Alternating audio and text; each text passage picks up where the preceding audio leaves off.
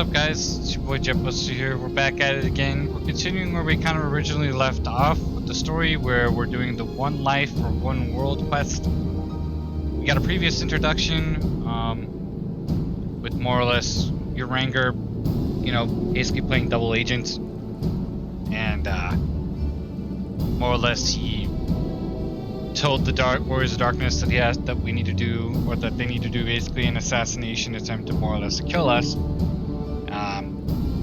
because their world is on the brink of destruction, whereas our world, we're protecting our world to save our world, in the same concept that they are. As the only difference is that they're representing darkness, we are representing light. They are from one world, we are from one world, and more or less the multi-universes are kind of, you know, in coercion, you could say, of battling it out for their specific world, which is kind of, you know, interesting. It's not that big of a deal, but at the same time, it's interesting. So we're gonna go ahead and continue kind of where we're starting off. I kind of started the quest a few seconds into it, but it's all good, but we'll continue. So let's see what Thancred has to say. So, as for the crystals, what choice do we have? We cannot very well leave them in the hands of the Amalja. For all we know, they could be preparing to summon Ifrit even as we speak. You must make for the Zarak without delay.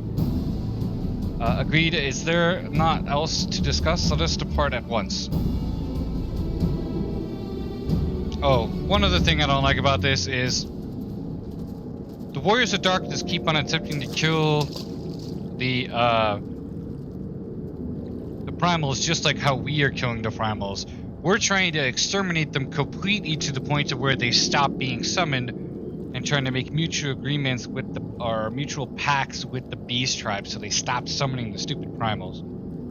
Whereas the other enemies keep on wanting to generate the primals to keep on slaying them to supposedly continuously get stronger, which is just kind of redundant and a waste of time, because they're always late to the party, and we keep on killing them, and we just keep on getting stronger in comparison to them not.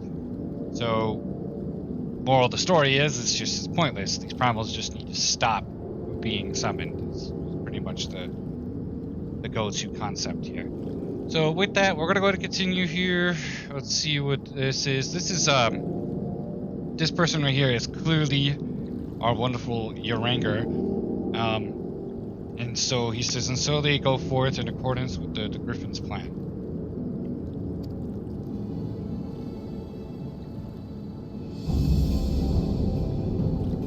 The players gather to assume their marks on the stage are wreathed in flame. Ere long, the curtain shall rise, and the drama of which I am author, gods forgive me, shall at last be performed.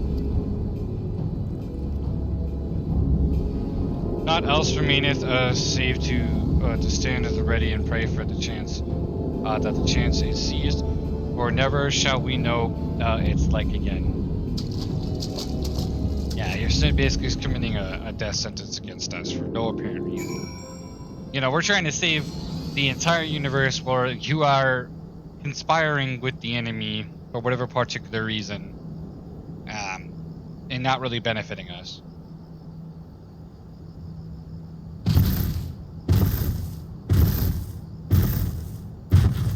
Alright, let's go ahead and continue with Alphanon.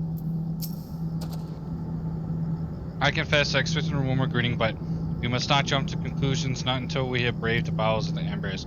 You must be ready to engage the enemy at any moment. If you would make any final preparations, pray do so now. I shall await your signal. Upon proceeding to the bowels of Amber, several cutscenes will play in the sequence. It is recommended that you set aside sufficient time to view these scenes in their entirety. Alright, let's get it done. Let's get it, boys.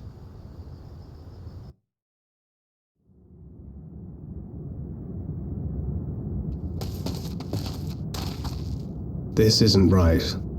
The Amalja would never leave this place so poorly guarded.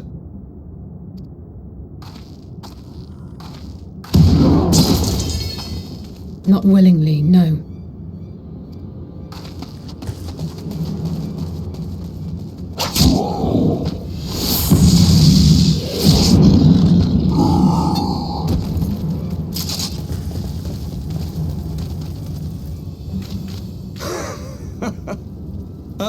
the saviors of Eorzea. Slow as ever.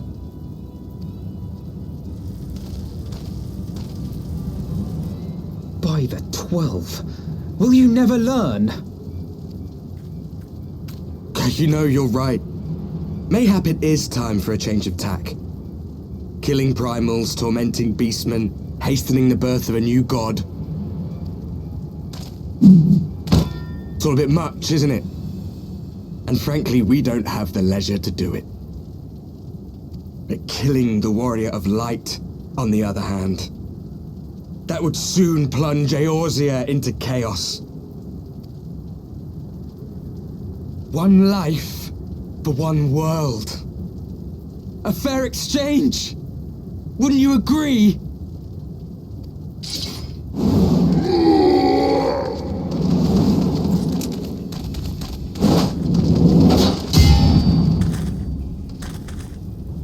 Lest you forget, you've more than one opponent.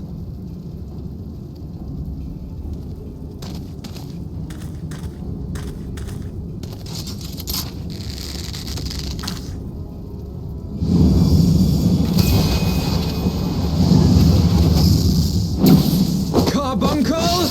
Defend me!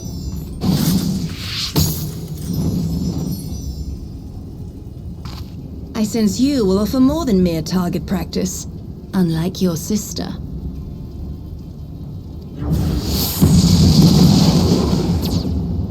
Alize!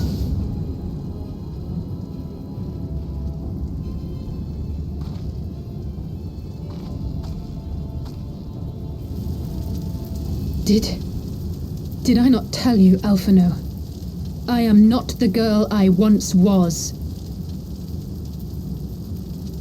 My brother was always the clever one, while my talents lay elsewhere.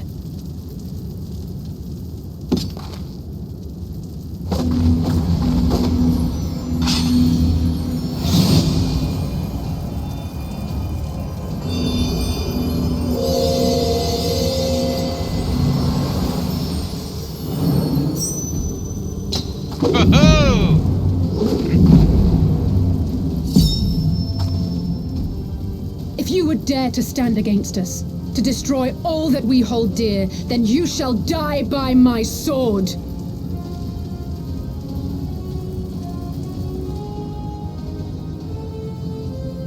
Let's finish this.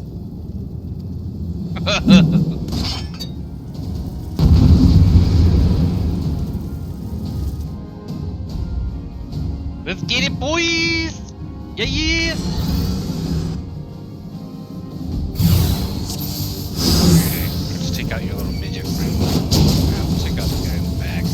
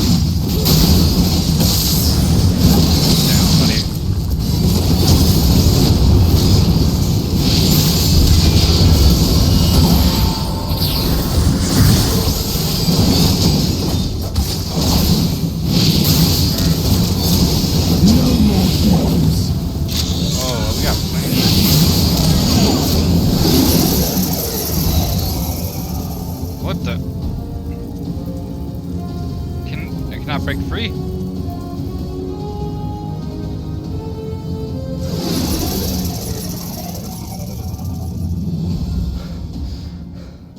It ends now.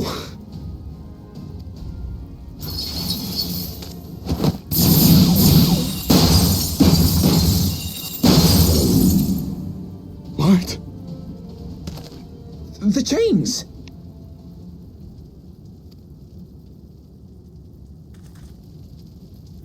You snake! You would betray us as well? He that holdeth fast unto his convictions shall never count betrayal amongst his crimes, though all the world may call him villain. My path is unchanged, my creed sacrosanct. This I believe with all my heart. But say, warrior of darkness, and speak true, what dost thou believe? That rendering up the souls of thy world in service to the rejoining will grant it salvation? Nay. By the 12! Oriange!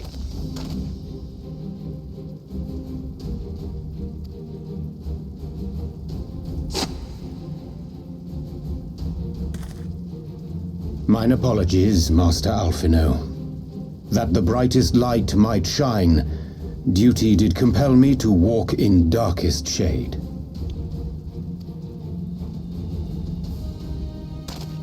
You sweet fool. I was almost willing to believe you had turned against us. I expect a full explanation when this is over. For now, may I assume you have turned your cloak for the last time? Thou mayest, my lady.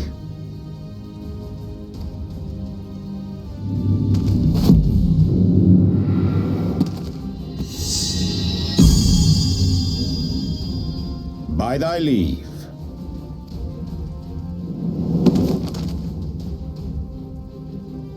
Even odds then. No matter. We'll crush the lot of you in one fell swoop!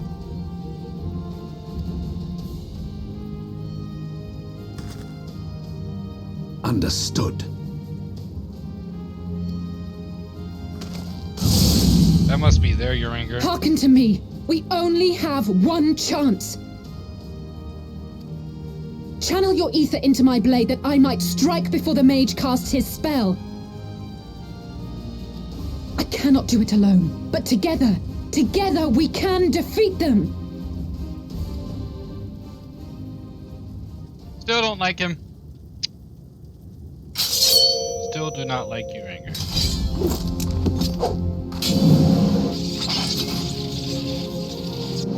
Make ready! They come!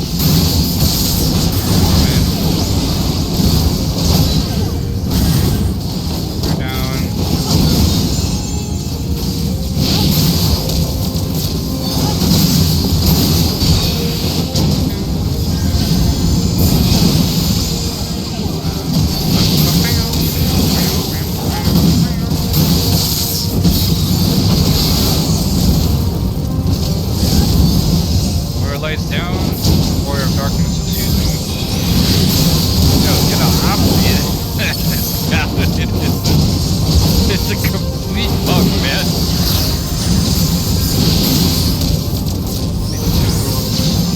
The balance diffuser.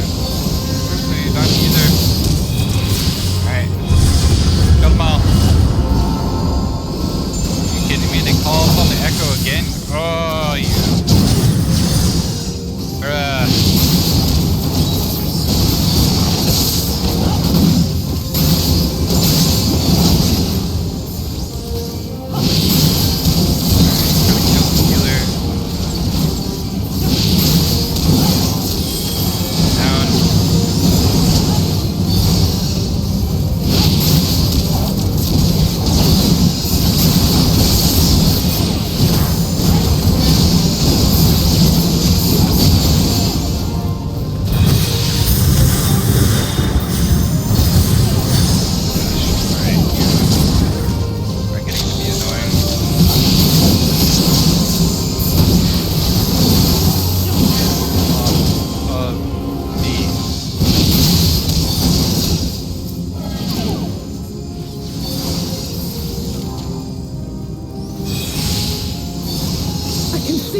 Just a little more. Oh, they're back at it again, boy! See the smoke go down.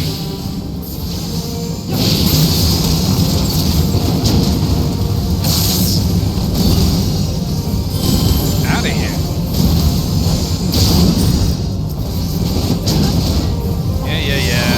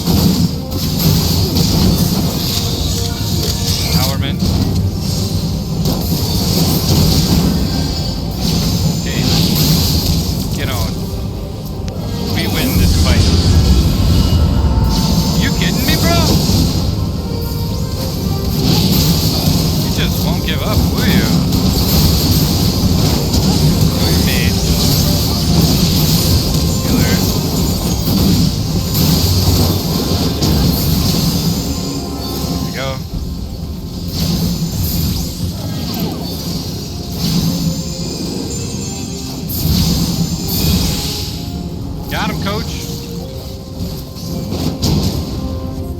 Tis done. With this blade, I banish the darkness. Oh! Not like this. That's cool. Good, Alice. That was dope. Ain't gonna lie.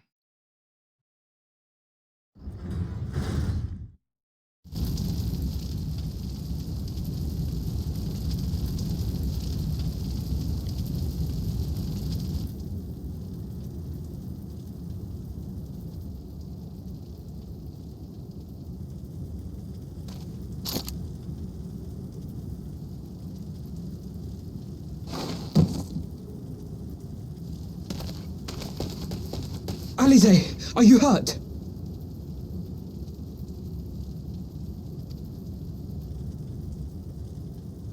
A touch dizzy, but otherwise fine. Thank you.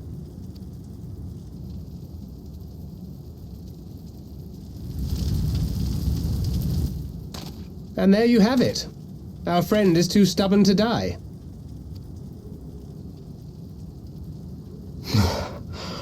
We are far from finished.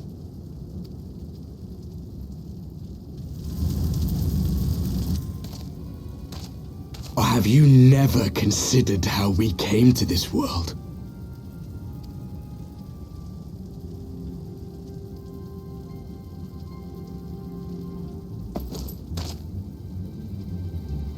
Crystals?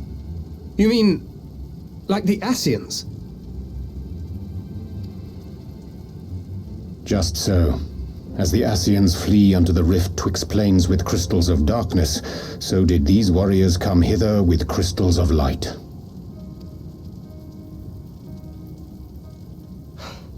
Eloquent, as always. Aye, like the Ascians, we too are beyond death. You cannot defeat that which is eternal. Wait!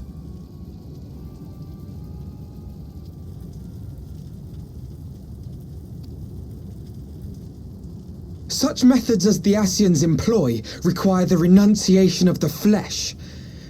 You would have had to...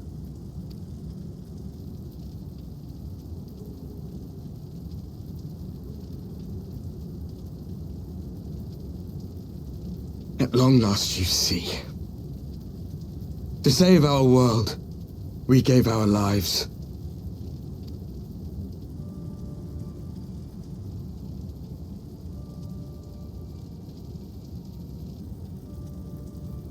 We were just adventurers trying to make our way. An odd job here, a favor there. We never aspired to be warriors of light. But word of our deeds spread, and soon people were calling us heroes. They placed their hopes and dreams on our shoulders and bid us fight for all that was good and right.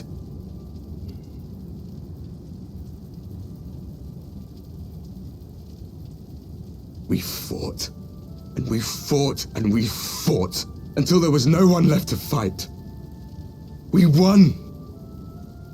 And now our world is being erased from existence.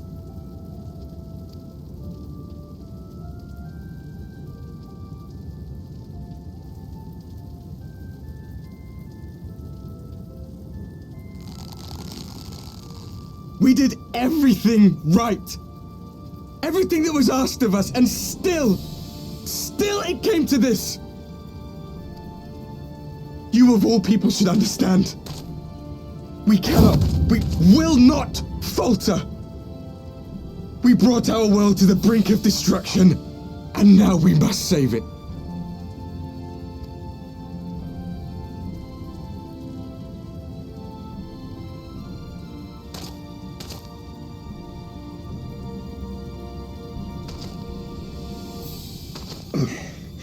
I've died before, Arbet. I'm not afraid to die again.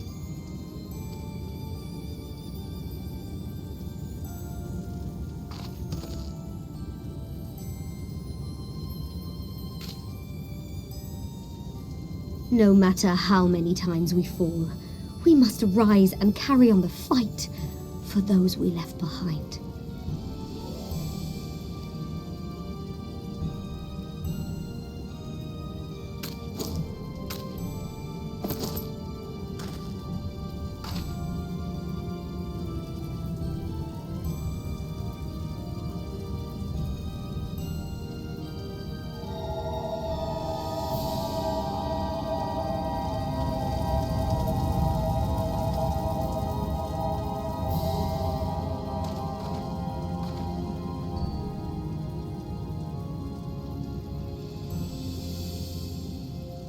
To have known the depths of sorrow and embraced the highest sacrifice. Nonetheless, Master Louis-Sois, guide my hand, I pray you, as fate's thread spinneth upon this most capricious spindle.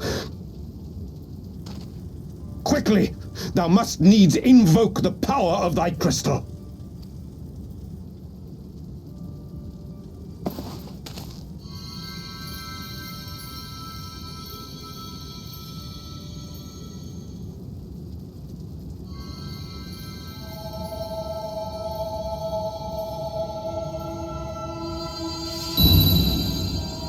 A 5-1.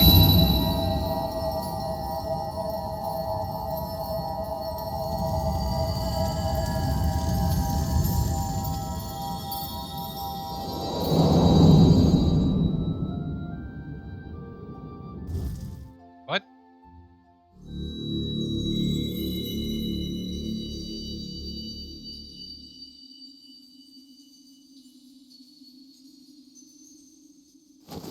What is this place? Such pain. Such sorrow. Oh, my dear children. It can't be. Mother Heidelin, hearken unto your children's plea. From two worlds do we gather, and from two worlds do we offer a bounty of light. In this desperate hour we do beseech your intercession. We beg an audience with the word of the Mother, with your chosen Minfilia.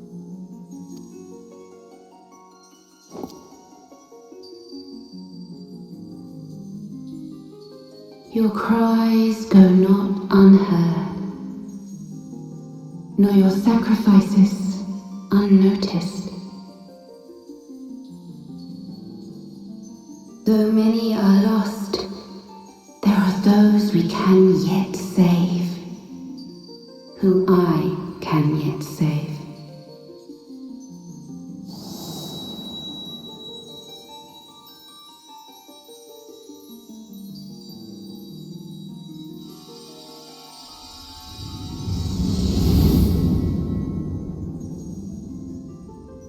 Minfilia.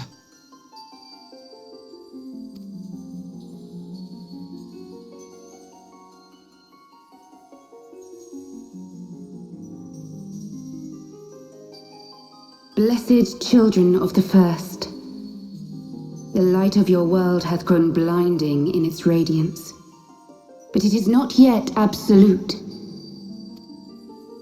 I will hie me to your world, and there take unto myself the light which riseth even now to drown it, as darkness once did drown another. Now you deign to answer our prayers? I will suffer this farce no longer!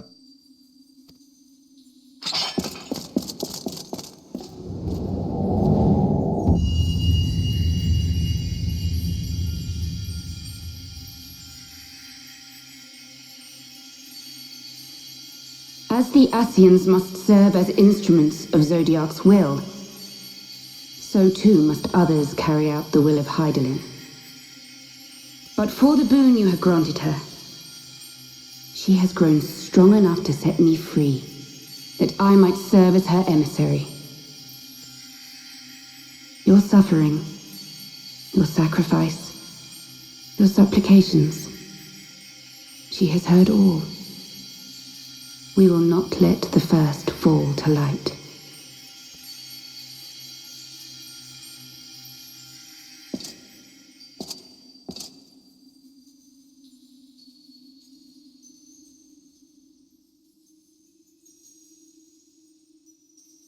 Thank you, Urianger, for bringing everyone here.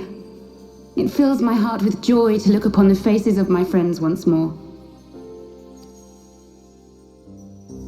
In taking you unto her bosom, I knew that Heidelin had bequeathed to you a sliver of her grace, granting you strength long sought. And in treating with the Ascians, I learnt of a star like unto our own, a doomed world of fallen heroes, in whom I glimpsed ourselves, the first. Full long did I search for a means to save this world, concluding at the last that the answer lay in the power of blessed crystals. And thus did I labor to set light against dark. Yet I knew from the beginning that this salvation would not come without sacrifice. For the instrument of the first's deliverance would of necessity be required to journey thither, there to remain, mayhap forever. You orchestrated all of this, not to save her, but to send her away.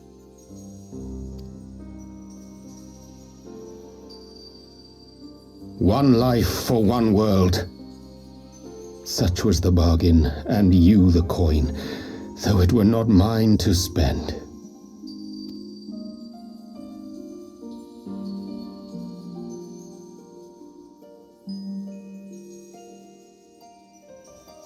Have we not walked together in the light of the crystal, and at her bidding borne witness to the joys and sorrows of this land? Each and every one of you knows my heart. If this be the price I must pay, I pay it gladly. You would go alone then? My dearest Thancred, you who have ever watched over me, I am truly grateful for all you have done on my behalf, as would my father be. Your kindness, your compassion, your love. These are your gifts to me, and our gifts to them, forming a bond which transcends time and space.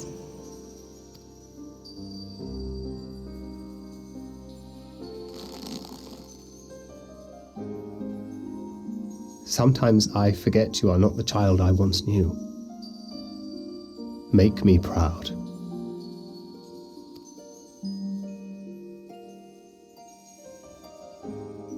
Long have I watched you from Hydalin's side, watched as you nurtured and kept safe the light of the dawn.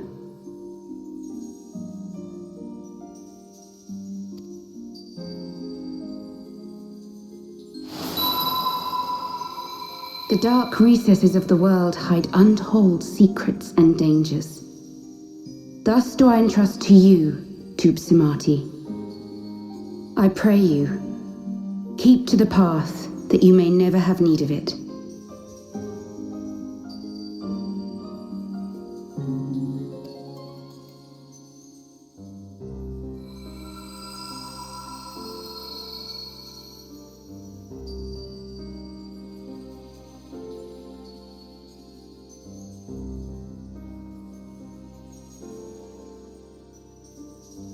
Twould seem the power of our crystals is all but spent. Perhaps, if there is naught else to be done,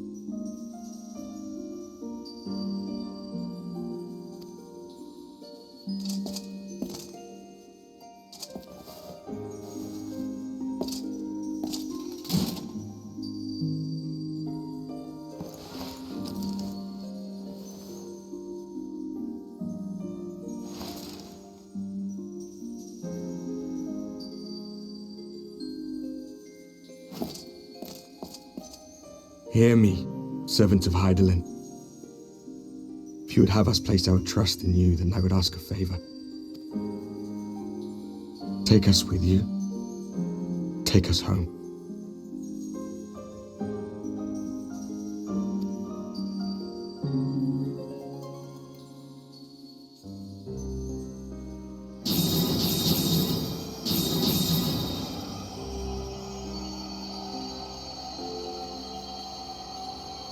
We were blind to the truth once, so I tell you this, as one fool to another. Light, dark, it doesn't matter. What matters is how you choose to use them. We made our choice and you see what came with it, so please, forge a different path.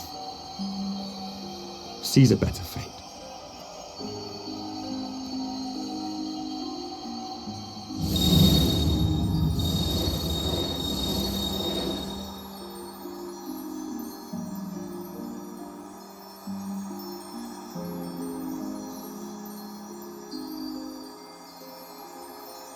It is a strange feeling. So many times have I watched you depart, my heart filled with worry. And ever did you return to me in triumph. Someday, when I have found a way to free this star from her sorrow, I promise you I shall repay the favor.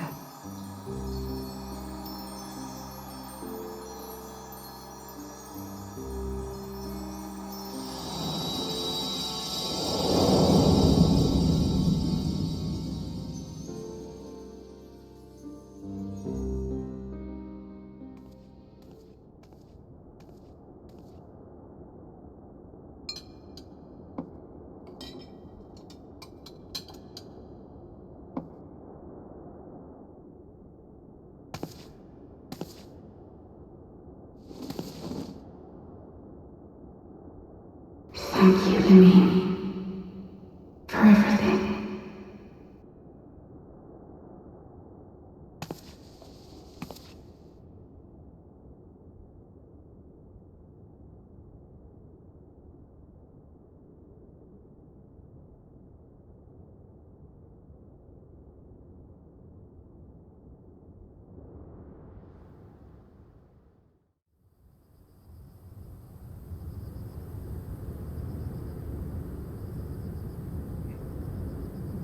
Well, now.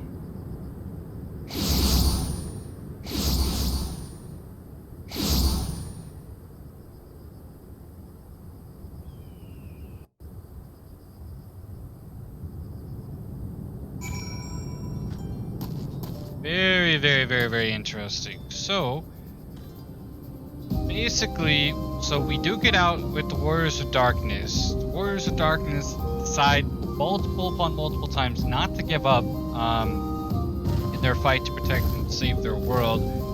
And then in the end, we just basically join our crystals together, including the one crystal that I had as the Warrior of Light. And supposedly it was enough energy in order to resurrect Minfilia as the mother of Hydaelyn. That's kind of where we're at. And then she is supposedly taking the 5 Warriors of Darkness back to their home to possibly save their world. And we're stuck in the balance, attempting to still fight for our world and possibly completely make a complete different change in outcome to the entire story in order to more or less save our world from being doomed, just like how the Warriors of Darkness's world is supposedly like been destroyed, but not fully destroyed, I guess you could say. It doesn't make full like logical sense to me on as to like really what's happening. We have 2 worlds. One world has been condemned and possibly, you know, basically annihilated, almost utterly destroyed, while we are fighting for our world to make sure that it doesn't get destroyed. Their world was the world of darkness, our world is the world of light, but yet they were resembled as the Warriors of Darkness, and we are resembled as the Warriors of Light, but yet they had the Warriors of Light crystals. So then what does that make us? Warriors of Darkness? But like, you know, I don't know. It's very intriguing. That's all I can say. But we'll continue and see what goes on. So, it would seem we are in southern Thanalan again. Minfilia is doing no doubt May the 12th speed her on her way, and the Warriors of Darkness too. I cannot help but wonder what awaits those wayward souls if they gave their lives in order to travel to the source, then in returning to the first, would they not? But mayhap that was their wish. Interesting. So it's like we're trying to rewrite history and go back in time to stop all of the madness, the corruption from more or less occurring in our world as it occurred in the previous world, from what I am understanding. But let's continue, nonetheless. Oh, we're gonna get a toy. We're gonna get the wound-up toy of Moonbreda. That's cool. Forgive me. My thoughts were elsewhere, and this is when I know. When I know full well there is yet work to be done. The crystals. Leave them to me. I will go back to Zarak and secure them. The Umoja will still be in disarray after the thrashing of the Warriors of Darkness gave them. They are not like to notice a lone bard skulking about. But thank you. Don't have to do this, I know, but I want to. I will see you at the Rising Stones. Okay. I should go and find Yeda and Papalmo. They must have finished searching the masks camp by now. Now that it matters anymore. Weird. You must be tired, Jetbuster. I know I am. If thou will permit me, my lady, I would ask a question. When didst thou become aware of mine independent pursuits? When I saw you meeting with the Warrior of Darkness and the Ascian in the White at the Great Library. I tried not to think the worst. You've never been one to confide in others, so I know even were your intentions pure, you would not share your plans with us until you felt the time was right. But I cannot deny that a part of me feared you and simply that you had simply betrayed us. Would that there had been another way, know that I took no pleasure in deceiving thee, and that these sins will forever weigh heavy on my heart. I understand why you did what you did, that you but sought to achieve the greatest good while inflicting the least harm. Not many would have courage to make that choice. But even knowing what came of your actions, I find that I cannot condone them. I'm sorry. Jetbuster, forgive me, but I believe the events of the day have taken their toll on me. I should like to rest for a while. If thou will grant me leave, I will gladly escort thee into a refuge of thine own choosing. Once our lady have regained her strength, we shall join thee at the Rising Stones. Until then, Warrior of Light. Nice. Pretty straightforward. Alright, so where are we going? We're going to the Rising Stones, ending of mark to a new beginning. Okay. Let's go. Time to ride the dragon, boys. I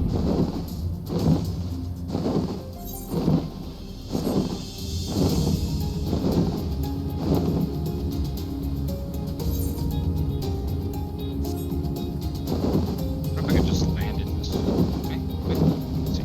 Yes, I can. Lol. Okay. I had to try it, sorry. I had to try it for amusement purposes. Alright, where is this? Oh, it's actually on the outskirts. I thought it would be inside.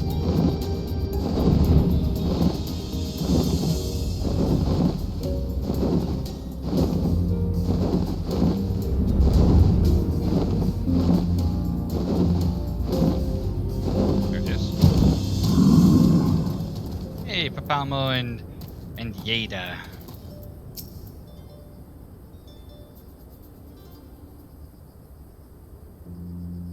Well met, Jetbuster. Alphanod said you would be joining us.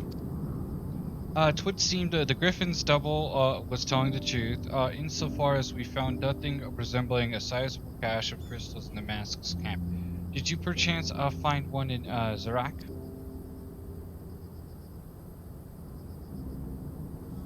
Actually... yeah, I gotta tell him literally what happened. I don't believe it. The crystals, Nymphilia, all of it, it's just I don't know what it is. I sympathize, Yeda. Even now I struggle to comprehend that which I saw. The only thing I can say with any certainty is that I feel blessed to have been granted a final chance to speak with her. It was bittersweet, aye, but also affirming. Alphanod, I believe it is past time Yeda and I rejoin the Scions. We have been waiting for far too long. Though I am loath to leave the Griffin to his own devices, I feel our investigation would benefit from your more dispassionate perspectives, and I hope that we might in turn offer our own opinions on the many challenges that you have faced in our absence. Gods, it's been absolutely ages, has it? I can't wait to hear about everyone's adventures. We should be glad to recount them, and Tataru's tales may well surprise you.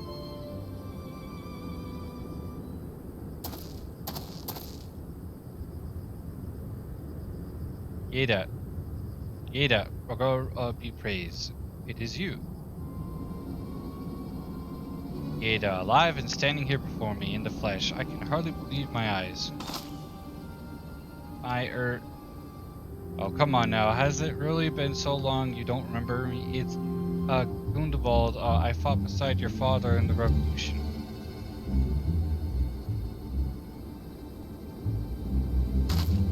Do not think less of her, friends. It's been 20 years since the occupation sent us our separate ways, but the resistance were always welcome to little Alamigo. They gave us hope, and young Yeda most of all. Yeda here was always full of fire, ever the first to volunteer for a mission, until the day she up and vanished, that is. There were rumors, and we feared the worst, but here you are, alive and well, looking a nary day older. Well, what can I say? I am sorry running off like that and making you all worry. It's a long story, but you see, I got involved with my friends here, the Scions. Oh, sorry. We're still the circle of knowing back then, right? Anyway, I wanted to come back and tell you, but it was all very secretive stuff at the time, and as you can see, I'm completely fine. I know we've got a lot to talk about, and we will, but right now I've got to hurry back to the headquarters. My friends are expecting me. What? Pray forgive her. It has been a very long day for us all. I promise a visit again at the first opportunity.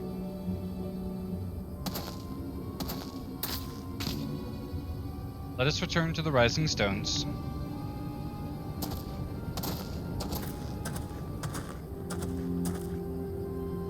Else, take me for giving you that mask.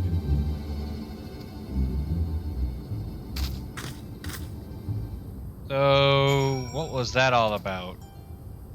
Just giving a little bit of a minor glimpse into Yeda's past? Okay.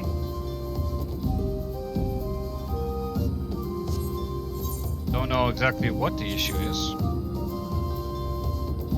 But we'll find out.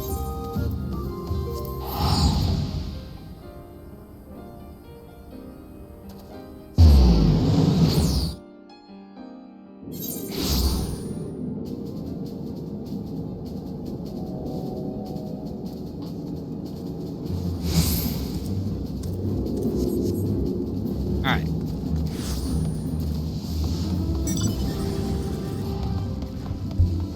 In we go.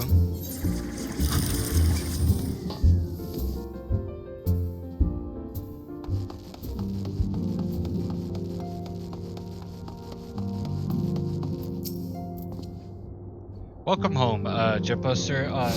I trust your journey was uneventful. You'll be pleased to hear that Thancred has secured the crystals he sent word a short while ago.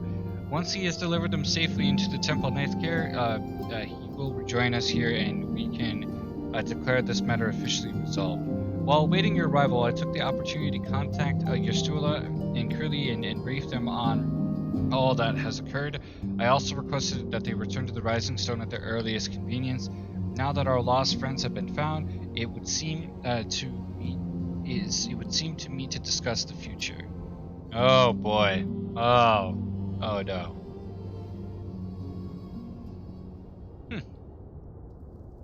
Oy.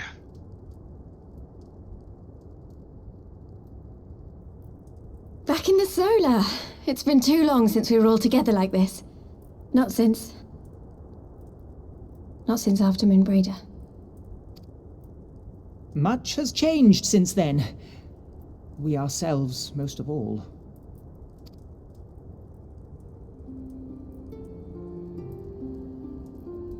Though not all who were lost could be gathered here today, we may take comfort in the knowledge that those who are not are carrying on the fight.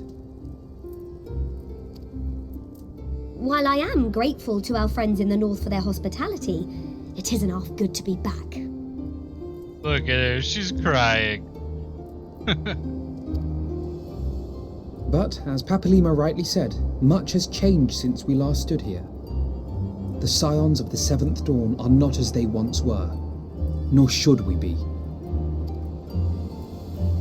Our travels in the north brought us into contact with a host of fine and generous people, and their selfless deeds serve to show me that it is not lofty causes that should inform our actions, but our hearts. And I hope that the Scions might continue in this manner, as individuals driven by individual principles.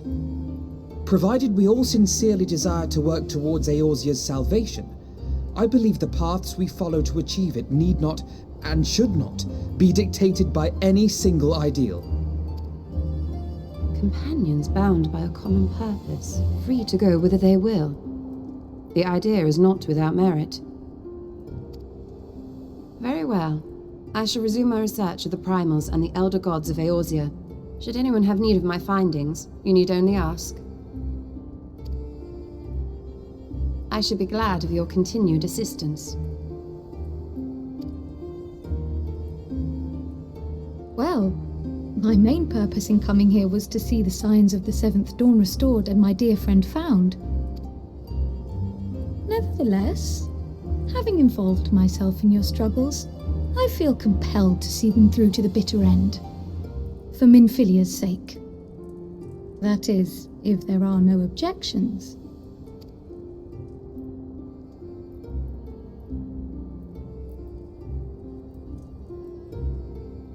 You will always be welcome here, Kryl.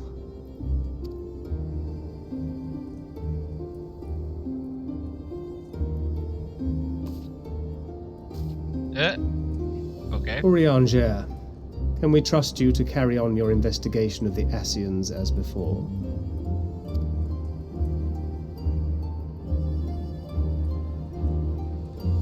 Regardless of mine own desires, I am undeserving of your trust, having so villainously deceived you all.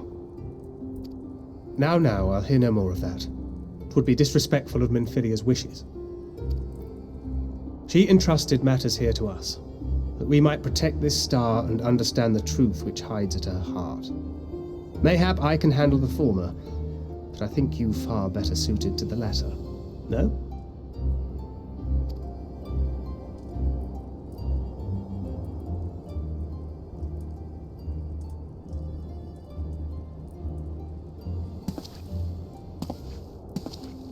Very well. Then out of love for my Lady Minfilia and Moonbreeder both, this shall be my solemn charge. Papalimo and I should probably return to Thanalan to keep an eye on the Resistance. There's still the matter of the Griffin and the Amalja, not to mention the new Imperial Viceroy. That little lot must be worthy of our attention, right?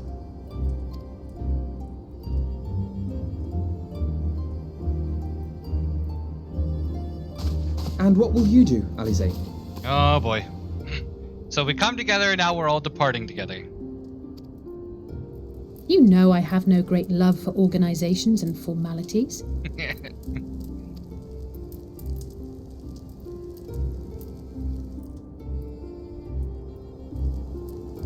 That being said, this new approach you propose is not wholly objectionable. And we've always got him to keep us from bickering. I really do like Alice. So if I had to pick like from kind of like a level of like my favorite characters so far, it's Justula, Alice, and then Thancred, and then I don't even know the rest. Like you could probably add Alphanot in there, but yeah, she's awesome. But I will suffer no titles. I am not here for House Leveilleur, nor to walk in Grandfather's shadow. Upon that point, we see eye to eye. If it please you, you may think of me as but another comrade in arms.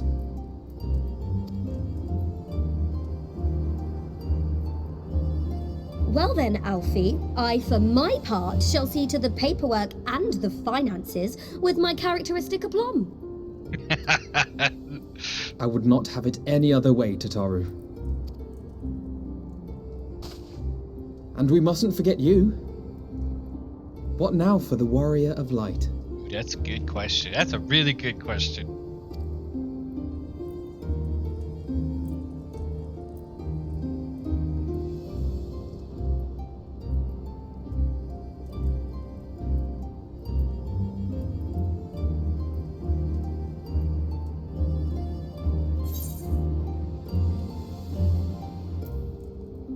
Alright, a new adventure, what else? The road goes ever on. Just strive for those we have lost, for those we can yet save. A new adventure, what else? I don't know how to respond to this one.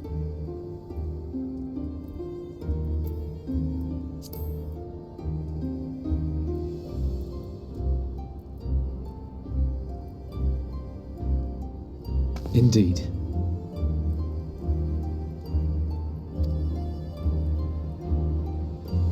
The path behind us was fraught with hardship, and the path before us will be no less unforgiving.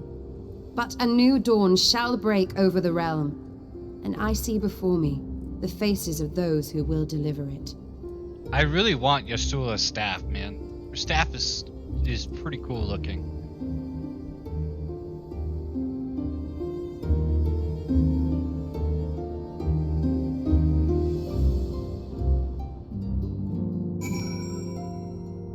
Alright, so everybody's departing their ways again. We keep on rejoining. So like, we'll get all the science together, then we'll depart. Then we'll get all the science together, then we'll depart. And now we've come to a point where we got all the scions together, except for more or less Midfilia and Moonbreda, and now we're just gracefully departing. Meaning like we're all going our own ways, on our own accord, and that's about it.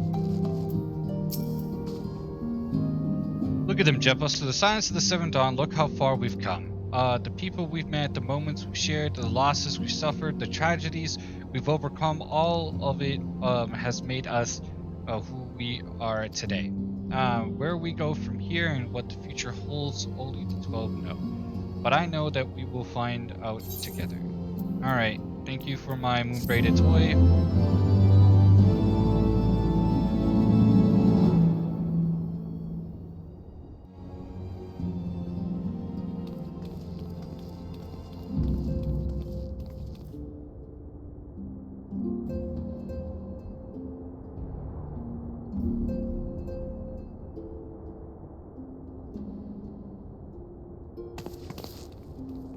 One world's heroes are another world's villains. One world's loss, another world's gain. Where men go as one, there is life. And where there is life,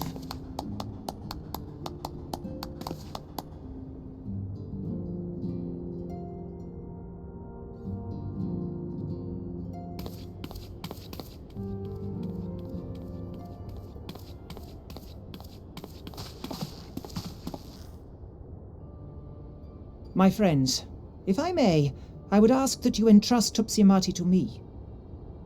Uh-oh. Where is this coming from? Clouds gather upon the horizon, and as Master Louisoix's disciple, I would keep it close at hand.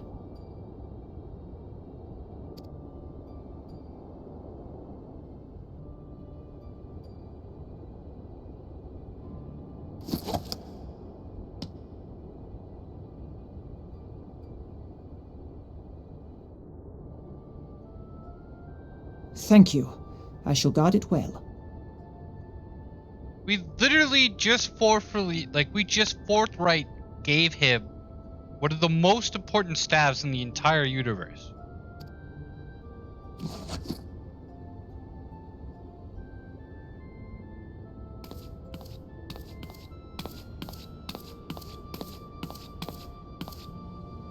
There is cause to hope.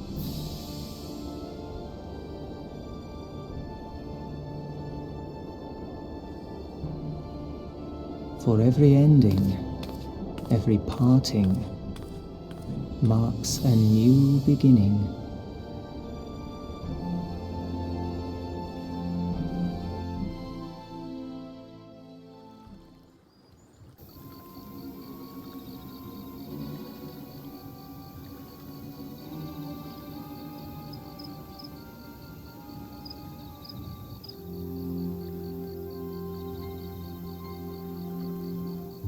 Well done, brother. You may resume your normal duties and rejoin the others.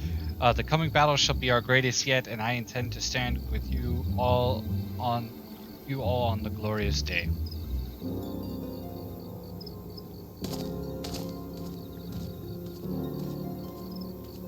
I literally think that is. I think that is who I think that is. True believers are so readily led.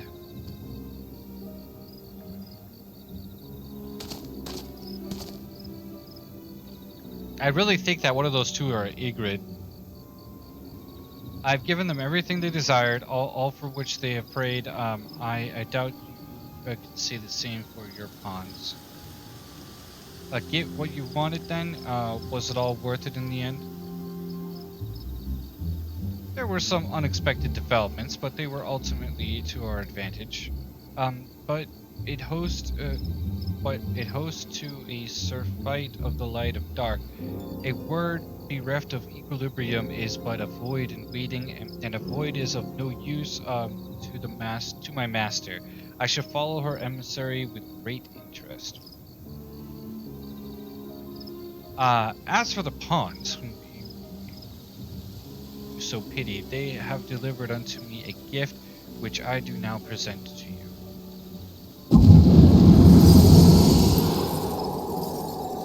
Oh my gosh. You have got to be kidding me. You have got to be kidding me. The eyes of Nidhogg. May were the candidates considered, but by your deeds you have proven yourself the most deserving. Oh my gosh. A man of boundless rage and bottomless despair, in whose breast beats a heart which thirsts for vengeance. Only you are fit to wield these eyes, wail or for woe. And I wonder who it is. Ygritte, isn't it?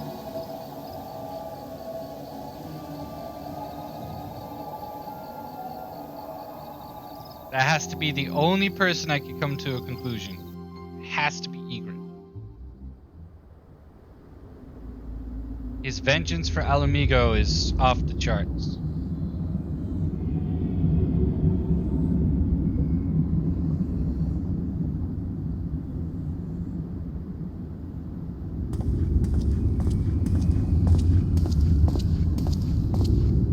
I could be totally wrong, though. So it was here all along. Oh, look who it is again.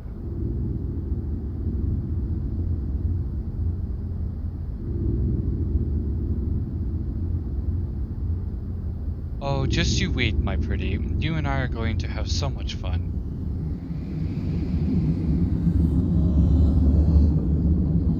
Why does that sound really bad?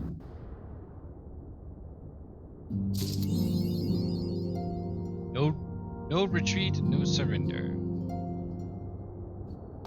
Alright, Tatsuru, what you got for me, home slice?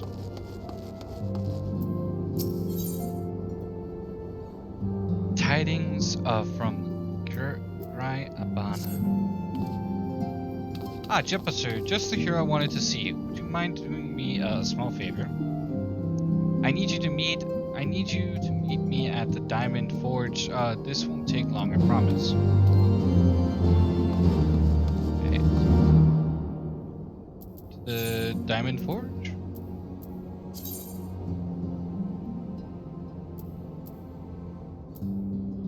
Oh, it's out there. Really?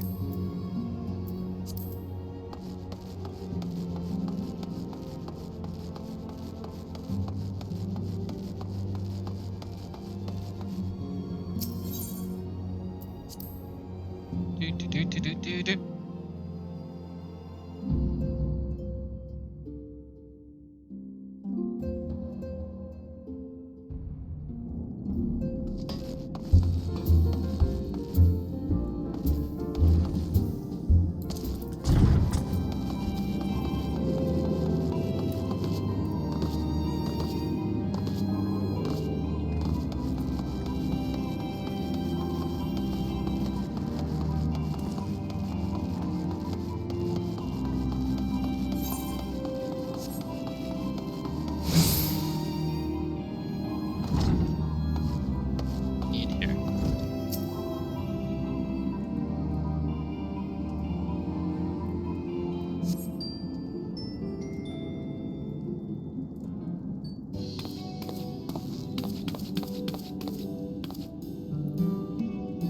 sorry to drag you away from your duties, but as I said, this won't take long. I just need you to stand perfectly still for a few moments. What?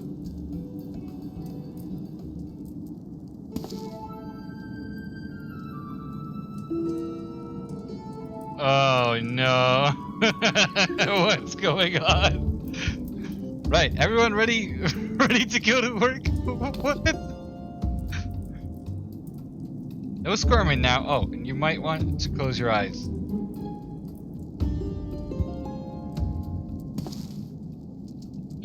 What?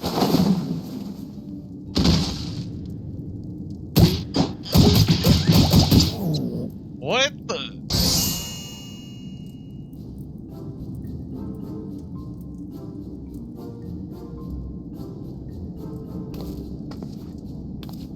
There, all finished. The Warrior of Light's every measurement from heroic head to interpret toe. Oh no. I was not expecting this. That's funny. Well, wouldn't you like to know? All in good time, Jetbuster. All in good time.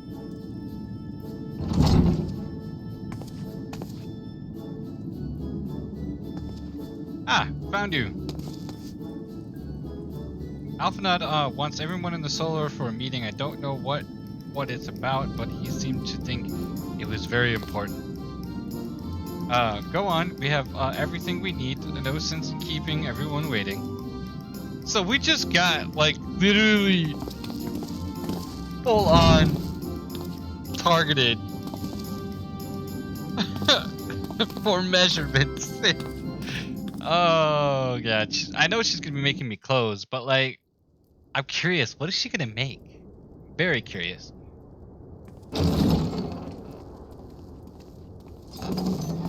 She gives me a super cool cape and hat and stuff. Did we miss anything? I'll be happy. We're here. Did you miss something? We would not presume to begin without you, Ida. Urianger has returned to the Waking Sands, but everyone else is now present. Yes, but for what exactly? We all have duties to attend to, Alphino, so you may dispense with the preamble. Thank you, Elysée. It is the very subject of those duties which compelled me to call this gathering. Though the Warriors of Darkness no longer pose a threat, Eorzea's many troubles demand no less of our attention. And while I stand by the decision to approach each task as we see fit, I fear our effectiveness will ultimately be diminished should we continue to act in ignorance of each other's efforts. Thus, I propose we elect a successor to Minfilia. Not to serve as a fully fledged antecedent, perhaps, but as a coordinator of operations. Is that all? Oh, then the decision seems clear. No one else has shown any enthusiasm for the role, and judging by your performance at our previous meeting, you would seem the perfect candidate. You always did have a flair for politics.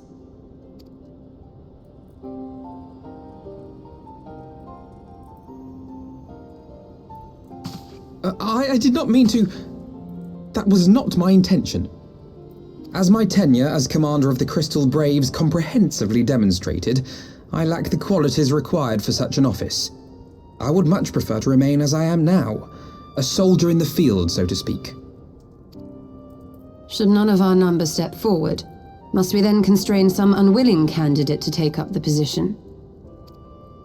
Well, based on merit alone, a certain adventurer would be my choice. Though I concede he might struggle to balance his new responsibilities with, let me see, slaying primals, thwarting legatuses, and feeding the orphan poor.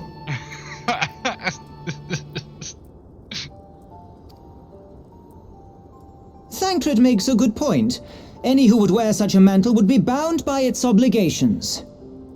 Have we not become sufficiently familiar with each other's methods to act without an overseer? At present, I see no cause to so willingly limit one of our number. Oh my goodness, help! I need some help here!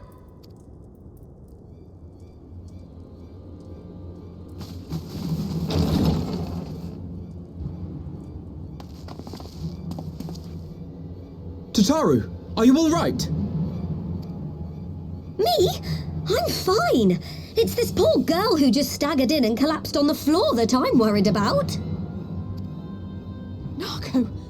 God, how did... Yashola! Please, you have to help her! Kral, a hand if you would. Let us see about closing these wounds.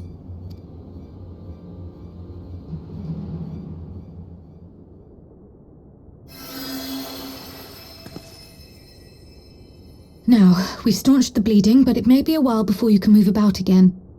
Though having seen your wounds, I'm surprised you are still moving at all. Thank you. My message. It was too important to delay. I took the shortest route I could, though I knew it was more heavily patrolled. As you can see, my efforts at evasion were not entirely successful. Honestly, you're too brave for your own good. What was so urgent that you needed to fight half the Empire to get here? You could have been killed. I'm sorry, Ida. I had good reason. But I imagine your friends are wondering who this bloody mess of a Mikote is. My name is Minago, and I belong to the Alamegan Resistance. I came to warn Ida and Papalimo about one of our leaders. A man who calls himself the Griffin. He's always been dangerous, but he's planning something new. Something reckless. The Griffin, you say? I've heard the name. Rumor has it your man is eager to test his claws. Aye, and on no easy target. He means to assault Belsar's wall from the Alamegan side. But what does the Griffin possibly hope to gain from such an attack? From what I understand, he wants the fires of war to spread to Eorzea. And for that, he needs to control the border with Gridania. So, he means to spark a conflict between the Alliance and the Imperial forces stationed in Alamigo, to have Eorzea's armies aid in the liberation effort, whether they will it or no. His plan is flawed. Even should the Resistance succeed in occupying the wall, they would not be able to hold it. Imperial reinforcements would drive them out within a week. Be that as it may, if there is even a chance that this scheme could bring about an escalation in hostilities between Eorzea and the Empire, the Alliance must be informed. Agreed. I should depart for Limsa forthwith and seek an audience with the Admiral. Thancred, Uldar is yours. Alphino and Alize, make haste to the Twelveswood and notify the Elder Seedseer of the danger to Gridania. She would duly call a council of the Alliance leaders, whom you must be ready to receive. You will be our voice in Ishgard. Explain the situation to Sir Emmerich, and encourage him to send an envoy.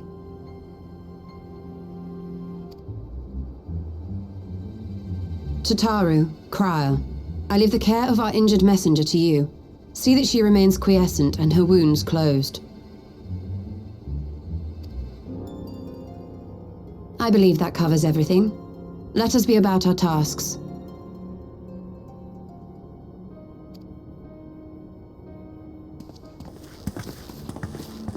I suspect the ill tidings from Girabania will be held as a turning point. The beginning to a bloody end. The business of war was ever conducted with the coin of self-sacrifice.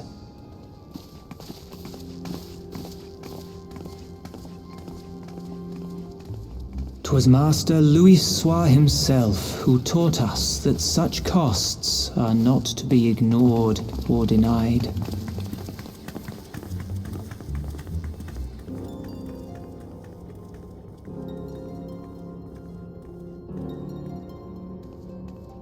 And so, I shall embrace them. When the time comes, I will make my choice, as you will yours.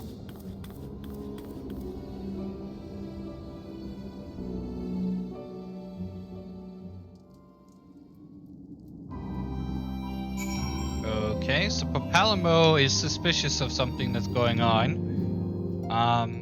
I like Palamo, and I really do like Yeda, but now I'm very curious on as to like what he is preemptively trying to prepare for. I'm very curious. All right, of course, to Ishgard we go. To the lovely city of Ishgard. Alright, let's go.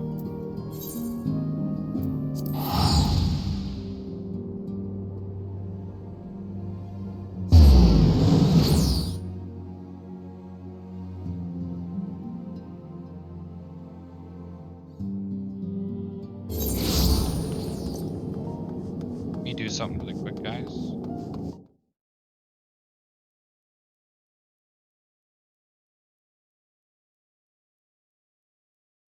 Just doing a quick modification here.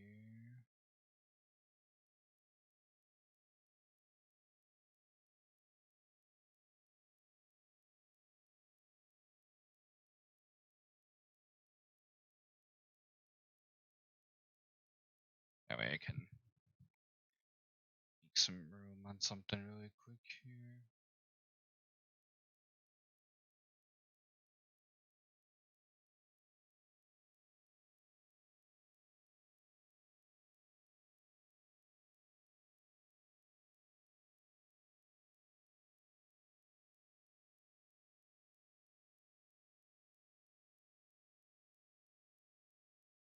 Okay.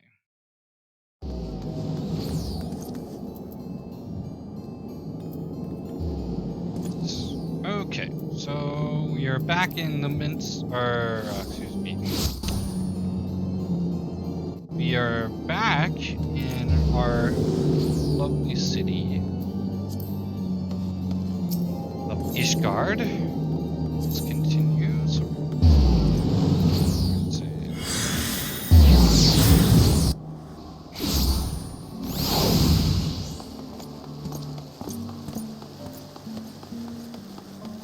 I love Ishgard. Great city. Lucia! What's up, girl? Greetings, warrior of light. What business brings you to Ishgard?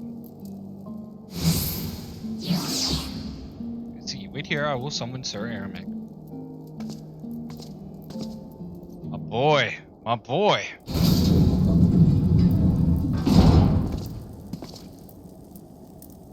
It's good to see you, my friend. 'Tis but a pity it must be under such circumstances. Had Lucia not informed me of the urgency of your suit, I would certainly have sent for some wine. But to business, I thank you for bringing these developments in Alamiga to our attention. Ishgard will, of course, send an envoy to attend the council in Gridania. I cannot say who will represent us, however, as the choice is not mine to make, not mine alone at any rate.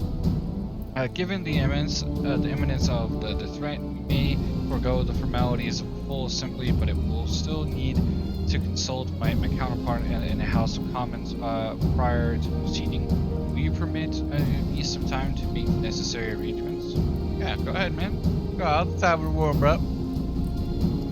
I think our representative, whomever we select, will require a suitable escort. Make your preparations and inform Sir Handelo that he is to lead in your absence.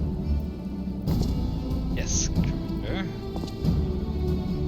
Get Buster Prey accompany Lucia to the gates of judgment and make ready to depart to Gridania.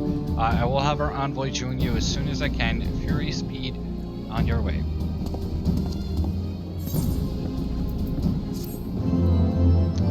Yay! Time to go off and assemble all of the wonderful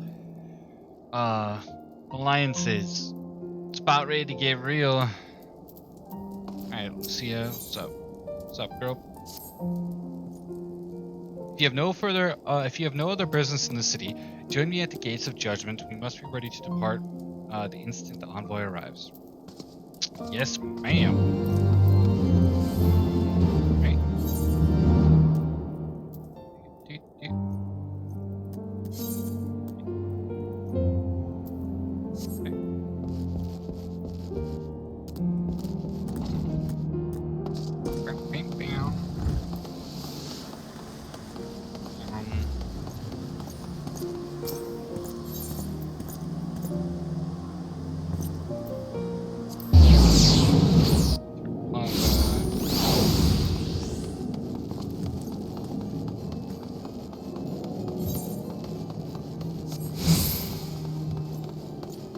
So many people online. Everybody's getting stoked for Endwalker.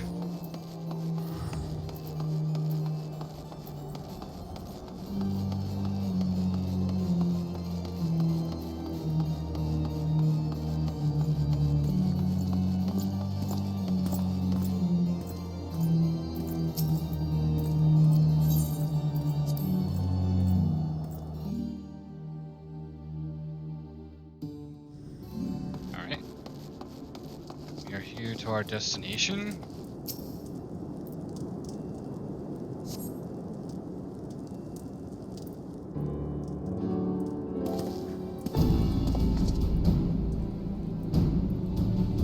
We meet again. As it happens, my counterpart is in the House of Commons agreed that I should act as Ishgard envoy.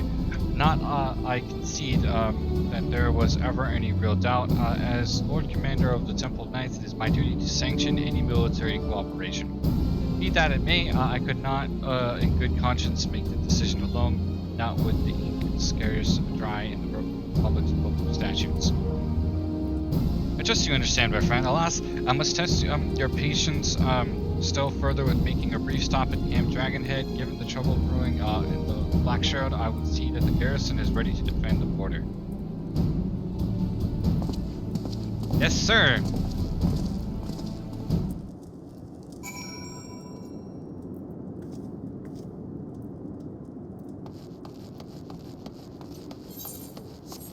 Alright. Time to hop on our wonderful dragon and let's fly.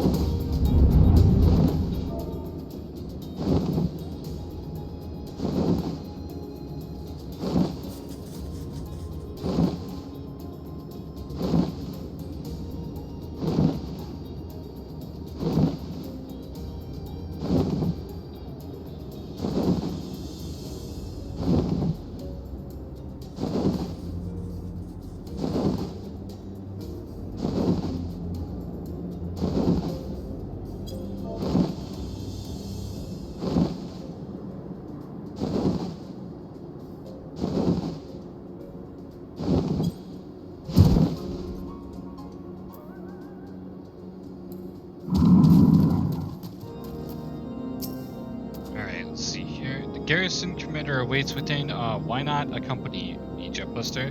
You may see a familiar face. Wait, what? We're gonna see a familiar face. Ooh. Hey! It's our boy, Emmeline.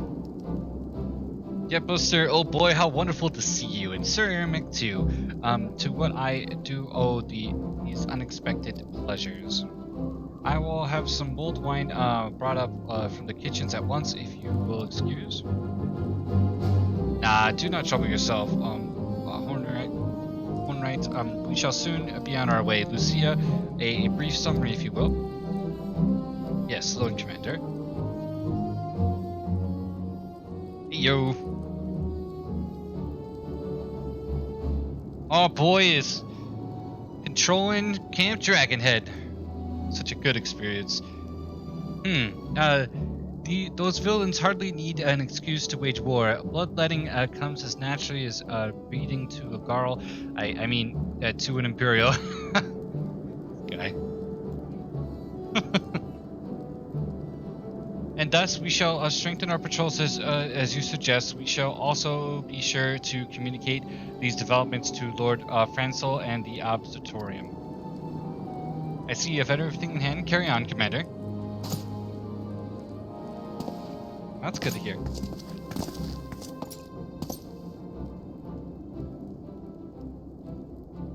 Surprised to see yours truly at the helm.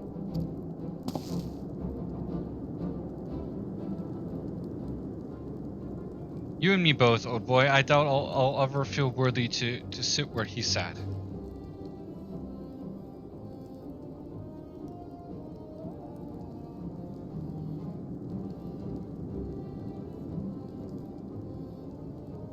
Yeah, we could put and yet we could but play the hand we're dealt, and with a little help from the veterans and audience ceaseless chiding, I'm sure I'll muddle through. So worry not, old boy. Off to Gridania with you.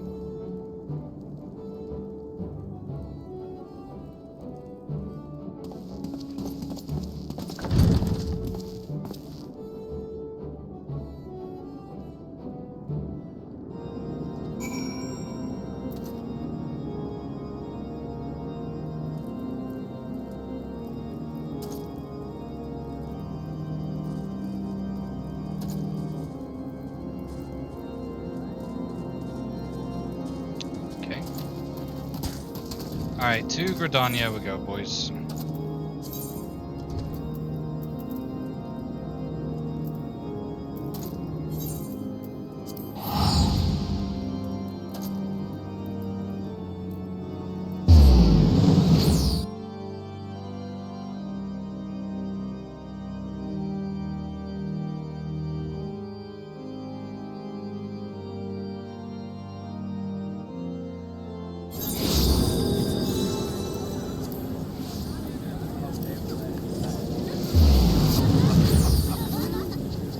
Sir. Diplomatic duties have brought me here on several occasions, but I find that I am enraptured by the Black Shroud's beauty. Now is when first I laid eyes upon it. I fear that this time, however, events shall not afford us the luxury of enjoying the splendor of the forest.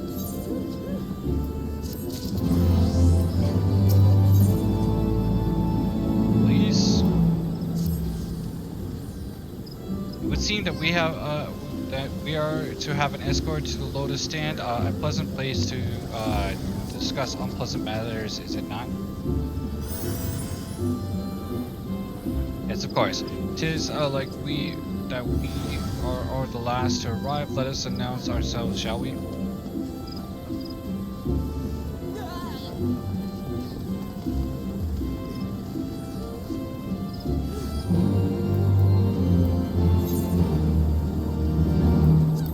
So now we're going off. We're gonna go off and talk to Lady of Gridania and all that epic good stuff.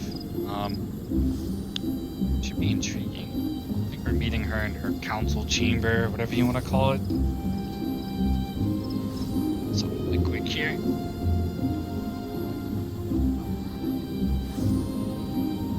Go for a second to.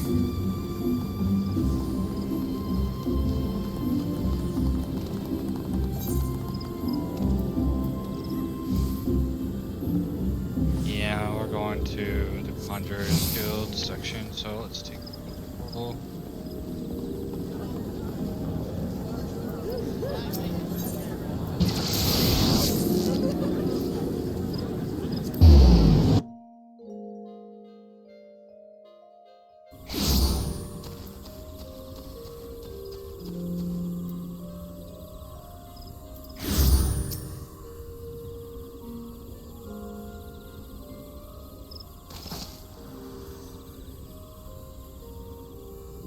The envoy from Ishgard is arrived. Very good.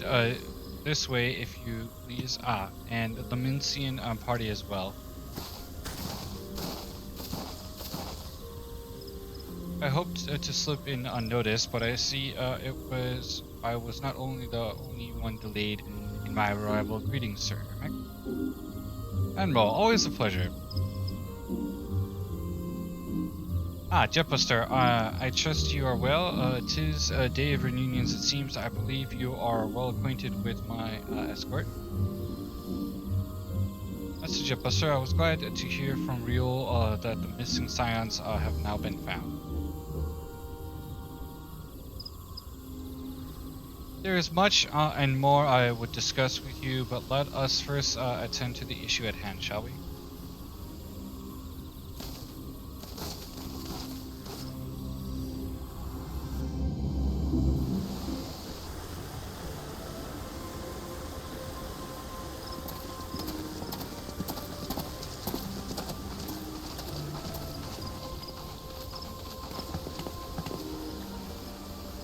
I bid you welcome, my friends.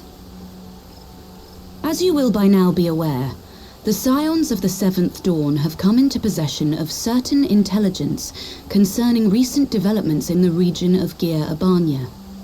It springs, I am assured, from an unimpeachable source. Is that not so, Master Alphino? Indeed, Elder Seedseer. Our information comes directly from a member of the Resistance's inner circle, and we have no cause to doubt its veracity. This Griffin of theirs is a fool if he thinks he can hold Belsar's wall against the Empire. When the Imperials move to take it back, they will come in force, and the resulting fighting is all but certain to spill over into the Black Shroud. At the Battle of Cartano, the combined might of 3 grand companies labored to contend with the remnants of but a single Imperial legion. Alone, Gridania would be hard-pressed indeed to hold back the tide, should the Garleans turn their minds from reclamation to invasion.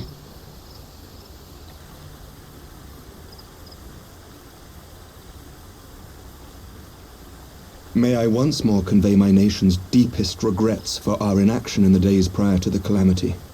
'Tis a stain upon our ledger that I would fain remove.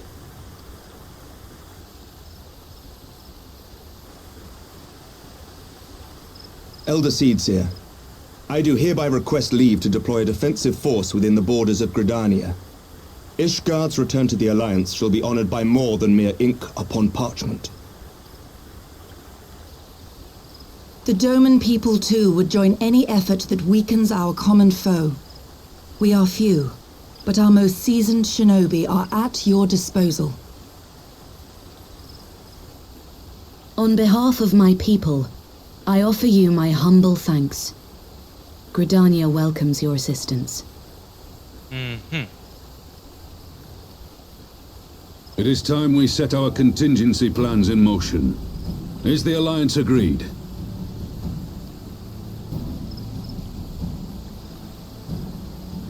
Then let us make ready for war. Victory favors the swift. There is much to be done.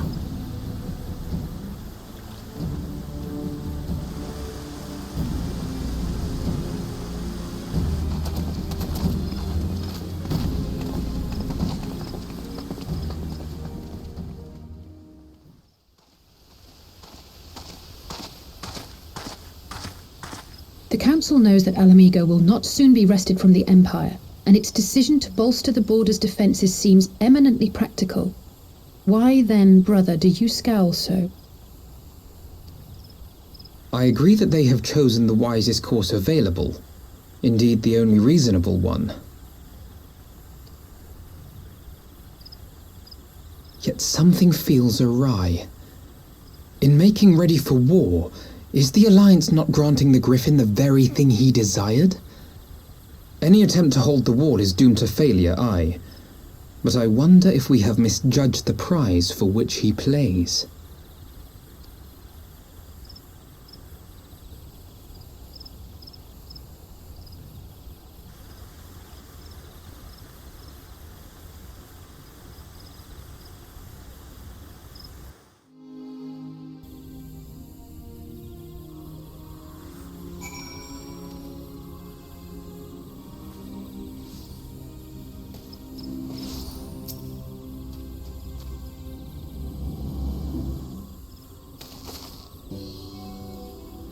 That the Council was able to reach an accord so swiftly is a heartening development in itself. I only hope my misgivings prove unfounded.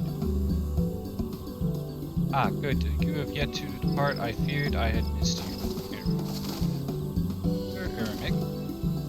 Master Alphanod, a pleasure as always, and Mistress Alice, how wonderful to see you thus recovered. Pardon the interruption. I had hoped to thank Jeppus for serving as an escort before our duties called him away. I also wish to thank our Doman ally.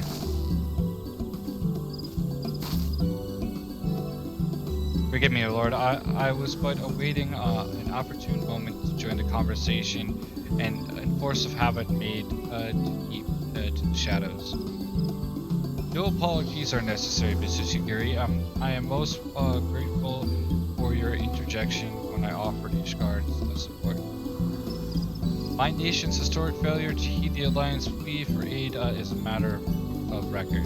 Even so, the Alliance leaders were plenty unprepared for my impromptu apology.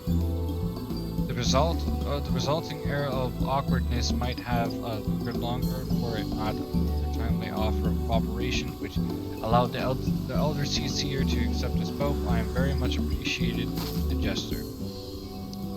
I only did my duty, Sir Emecta. The Empire is an enemy to us all, and we are all grateful for the opportunity to fight at your side.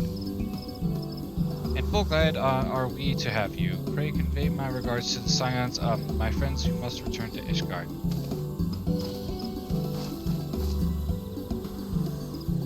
Whatever is wrong with a simple sorry or thank you? Must these politicians always make a speech out of everything?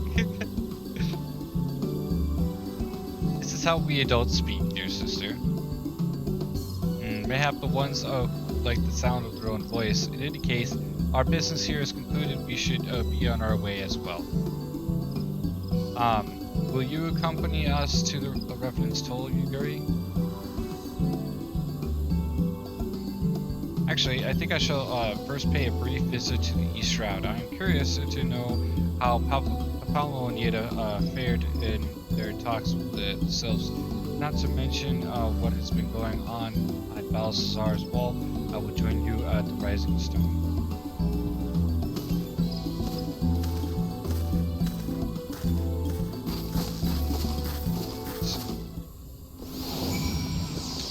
Hey yo!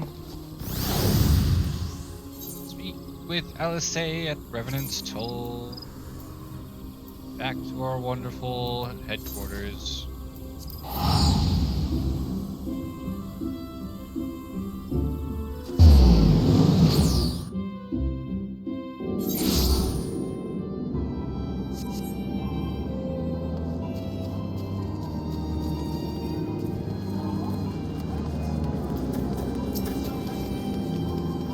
Back, Chippo, sir. I don't know about you, but I am heartily glad that all of the talking is over. I understand that these council meetings are important, but do you not find it tiresome to have weigh every word you speak it?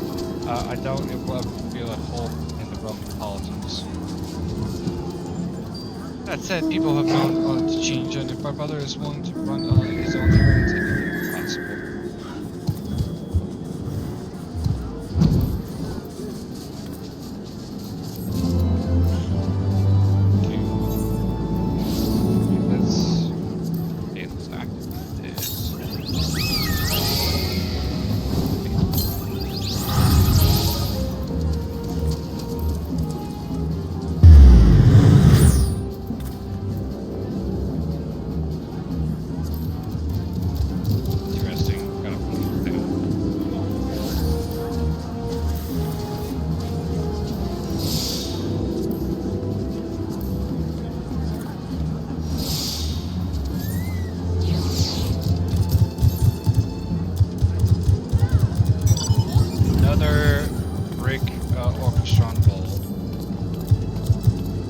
As much as I enjoyed the bustle of this hole, I think it's time we headed inside. My brother and the others will not be so long. Okay, inside.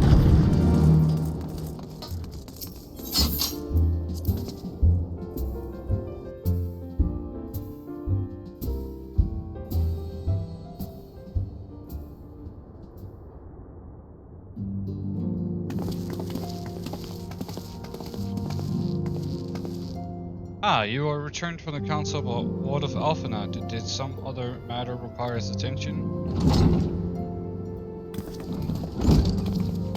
My apologies, friends. I trust we have not kept you waiting over long. Greetings, everyone. Oh, Curly, how's Nanago doing? Is she be alright? I don't see why not. She's sleeping at the moment. Tataru is keeping an eye on her, so we'll know soon enough if there is any change in her condition. Her wounds are healing well. Sufficient rest. I am certain she will make a full recovery. Thanks, goodness for that. Now, mayhap you would share with us the Council's decision. Each of the nations, Isgard included, have committed to providing military support to Gridania. The Eorzean Alliance will soon have a sufficient force in the Black Shroud ready to respond to any Imperial act of aggression. You know, I almost wish the Council would stop messing around and give the Griffin what he wants. I wouldn't like to be the Imperial caught between the Resistance and the Alliance. Yet you cannot. Seriously, one does not lightly go to war with the Brilliant Empire. Quite, to open hostilities without due consideration would be to invite disaster. If only there was some way to reach the Griffin, some means to convince him to abandon this reckless course.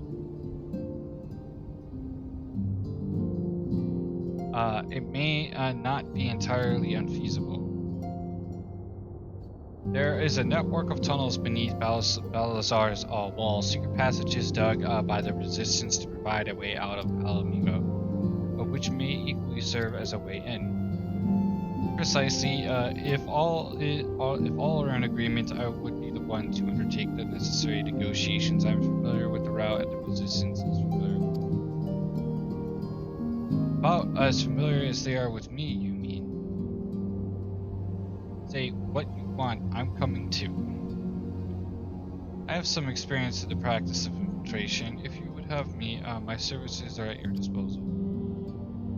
They're mine. It has been far too long since I shared a shadow with a shinobi, and I do not intend to waste the opportunity.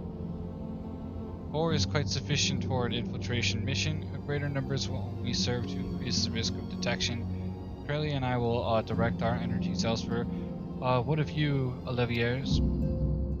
I will return to the East Shroud and stand watch over the border. Should matters take a turn for the worst, it's wise to be on hand. Might I prevail upon you to accompany me, Jetbuster? Gridania will be safer for your presence, and while it may not seem the most thrilling duty, dear sister, might I ask you to remain in the Rising Stone to pass on messages and so on?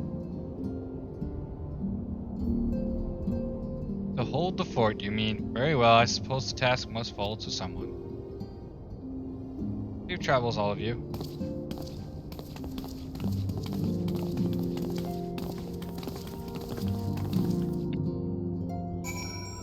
Oh, man.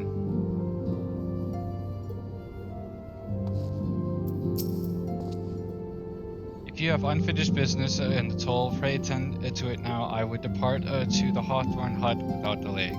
The nearby watchtower offers an unobscured view of the Balthazar's wall, and I should be interested to speak to the Alliance commanders who have installed themselves at its top. Why do I feel like this is about ready to get really crazy?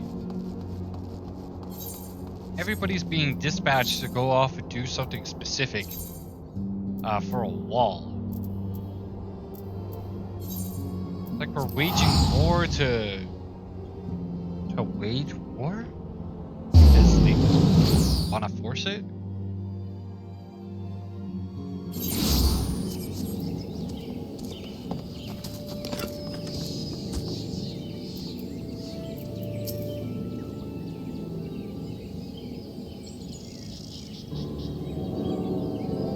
Jefferson, there you are. Come, Enrix's spire awaits. The Alliance officers on the platform should be able to appraise us of any developments in the wall.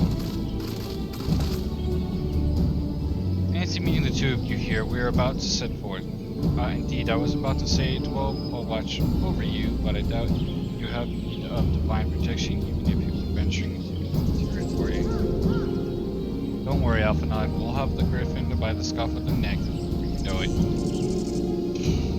Do make up your mind, Yida. Nary a moment ago you seemed ready to shake the Griffin by the hand rather than the neck. So which one is it to be? It would be best to decide before we enter into negotiations. Trust me, Palpable. I'll shake whatever needs shaking. The talking part I leave to you.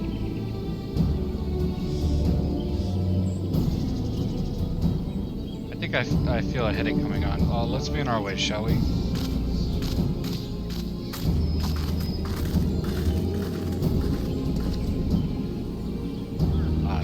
never change. Well then, shall we make for the spire? Our alliance friends will doubtless have news for us.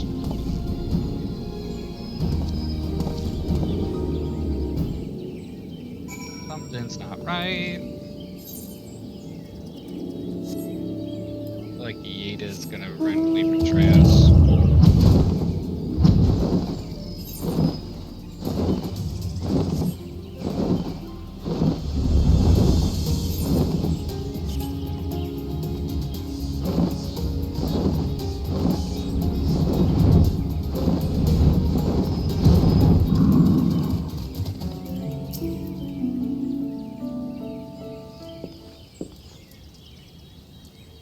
Welcome, Warrior of Light. I assume you are here to speak with our commanding officers. You will find them at the observation platform. You may proceed.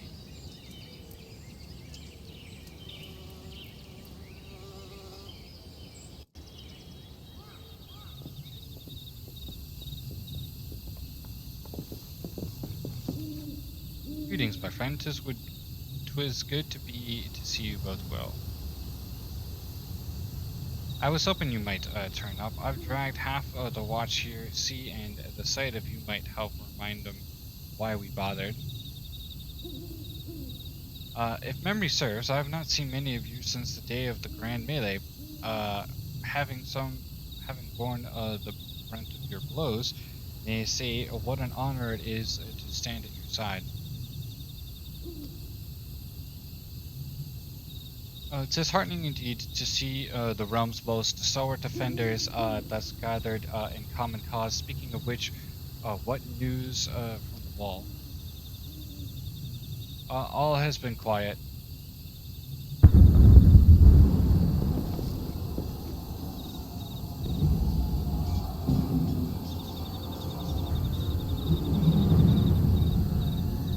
Fort, what Seven Hells fighting has broken out on top of the wall? A full-scale assault. So the Griffin have made his move. Someone has. That's and what's that supposed to mean? The attackers, they were wearing Grand Company colors. Possible. We gave no such order. Of course, the wall was never the Griffin's target. It was bait. We have been goaded into deploying our armies nearby, thus lending weight to this deception. If those uniforms were convincing enough to deceive my scouts, the Empire will surely think we've launched an offense. This could mean war. So, this may yet be no more than a diversion. The enemies of the Alliance occupying the Empire's attention. It would be easy for the Griffin supporters to slip into Alamigo. He could then incite a rebellion amongst the populace, which the Imperial reserves would be hard pressed to contain. Eorzea, meanwhile, would be plunged into chaos. Yep, Buster, we must make for the wall at once. What, just the two of you? Our companions embarked on a mission to sway the Griffin from his course, and are likely halfway to his command post by now. They will emerge in the midst of a raging battle, and I do not mean to abandon them to their fate. It will be dangerous, but the confusion may work to our advantage. If we are careful to avoid the skirmishing, it may yet be possible to reach the Griffin and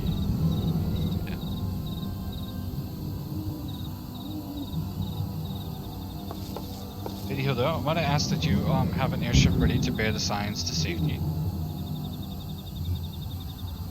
I don't know who this Lady Hilda is, Marshal, but you can count on me.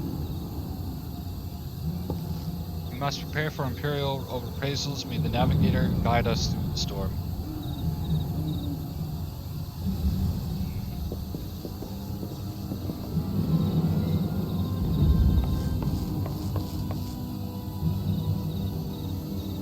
Something's not right. Definitely.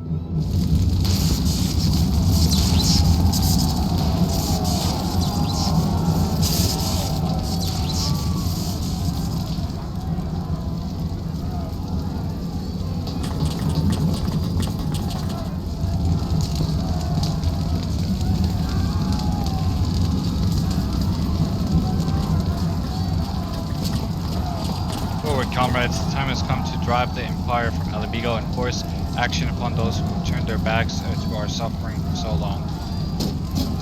Let this victory be the first step in the liberation of our homeland. Alamigo will be free no matter the cost.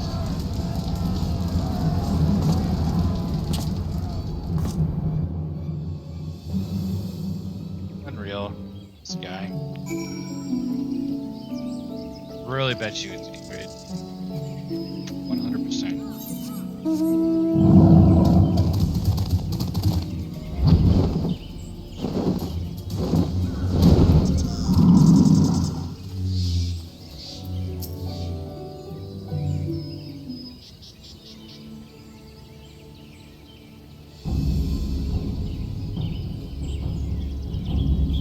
Papalmo told me the trail ahead should lead us into the shadow of the wall.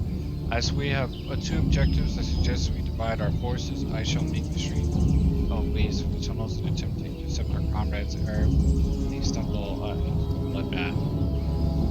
While I do so, I must ask that you scale the wall. Know that I would not propose such a course if there were any other way, but the time for subtlety is past.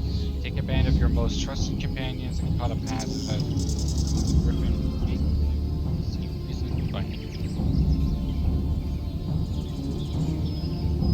Once we are free of the tunnels, we will make for your position, call to haste, and everything proceeds according to plan. Hilda will then swoop on in the spirit us all the way to safety.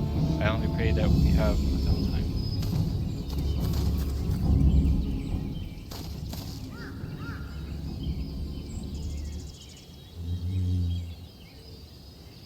Nice. Balazar's Wall.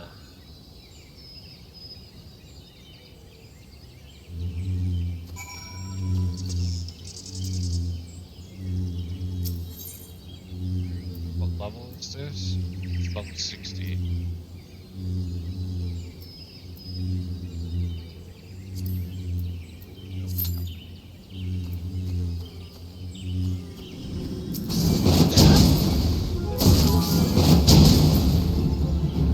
Gosh, almost 11k crit.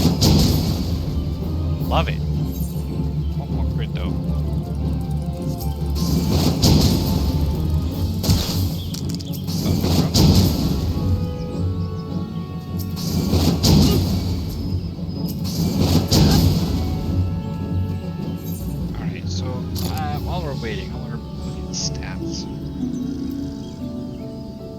Affects the amount of physical and magical damage dealt, as well as HP restored. The higher the value, the higher the frequency which your hits will be equal / higher frequency hits.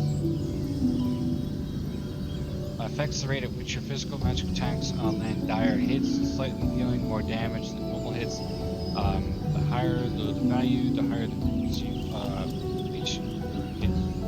Correct.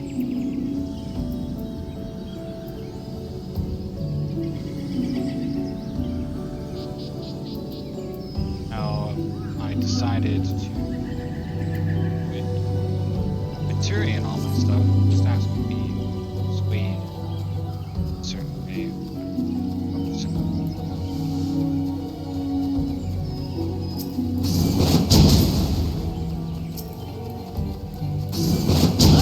Waiting for the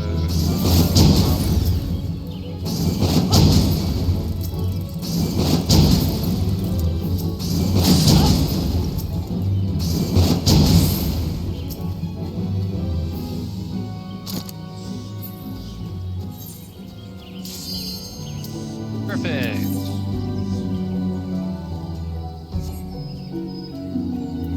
Party then decided to drop.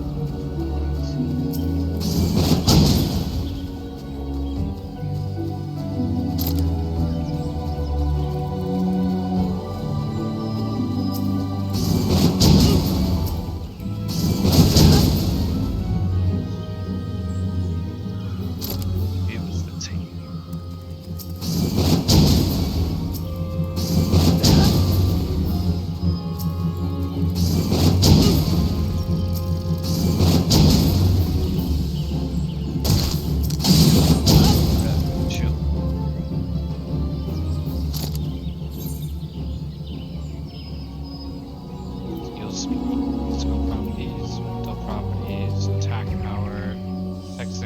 damage dealt by physical attacks. The higher the value, the more damage dealt.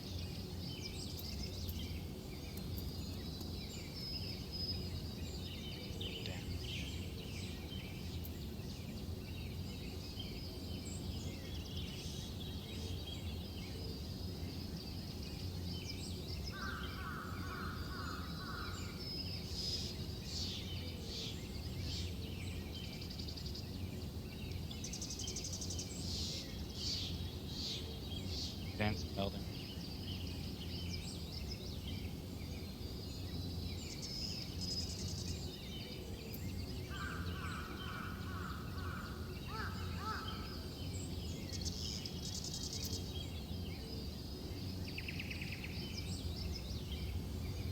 Affects physical damage dealt by gladiators, armors, marauders, and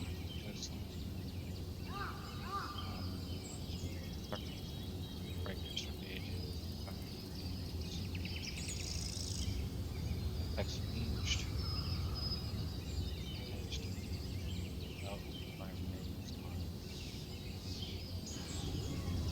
Affects magical defense.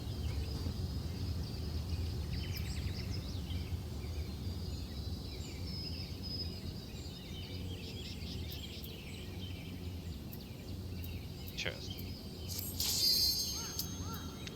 Alright, looks like we're getting into the dungeon now.